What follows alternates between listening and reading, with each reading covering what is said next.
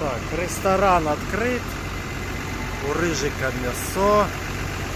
У Серого консервы с сухими. У черненькой колбаска. Серая только что мясо кушала. И моя Рыжуня красавица тоже мясо кушала. Да, Рыжуня? Хорошая кошка. А ты хорошая?